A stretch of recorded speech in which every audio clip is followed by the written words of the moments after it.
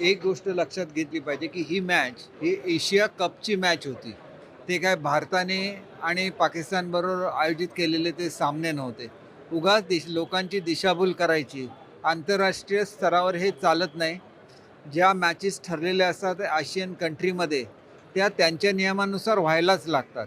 त्याच्यामुळे त्याचं काहीतरी राजकारण करायचं आणि त्याच्यावर काहीतरी वेडंवाकडं बडबडत राहायचं, याला काही अर्थ नसतो. यांची खरी तर डोकी तपासण्याची वेळ आलेली आहे. स्वतः पराभव पचवण्याची ताकद नाही आणि मग कुठल्याही विषयावर राजकारण करायचं हे अत्यंत चुकीचं आहे. कालच पाकिस्तानला आपल्या भारतीय संघाने धूळ चाकलेली आहे.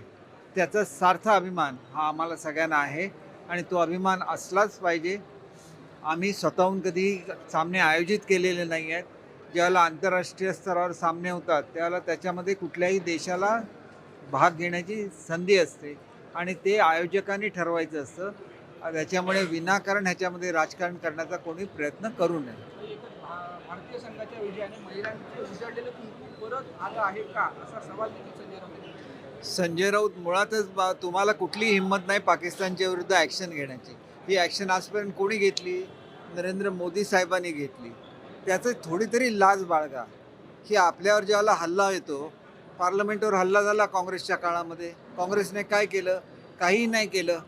पण त्याच वेळेला ज्यावेळेला आपल्या महिलांचे कुंकू पुसण्याचं काम केलं त्यावेळेला त्यांना यमसदनाला पाठवण्याचं काम हे आपल्या शूर सैनिकांनी केलं आणि ती कारवाई करताना त्यांना पूर्ण स्वातंत्र्य हे आपल्या देशाच्या पंतप्रधानांनी दिलं.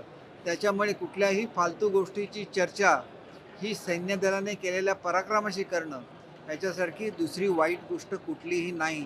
त्यांनी लक्षात घेतलं पाहिजे की आपण कुठल्या पातळीवर उतरलेलो आहे आणि जर आंतरराष्ट्रीय खेळ ज्याला त्या ठिकाणी होतात त्याला एखाद्या संघाने भाग घेतला नसता तर आमचा संघ डिस्क्वालिफाय झाला असता. त्याच्याऐवजी त्यांचा पराभव करणं हे केवढं मोठं कर्तृत्व आहे आणि ते आमच्या खेळाडूंनी करून दाखवलं. त्यांचं कौतुक तरी करा. उलटं कौतुक करायचं नाही, काहीही बोलत राहायचं, याला काय अर्थ आहे का? याचा विचार सर्वसामान्य जनतेने केलं पाहिजे आणि असे जे बोलणारी लोक आहेत यांना कशा रीतीने जनता दूर करू शकते हे जनतेच्याच हातामध्ये आहे.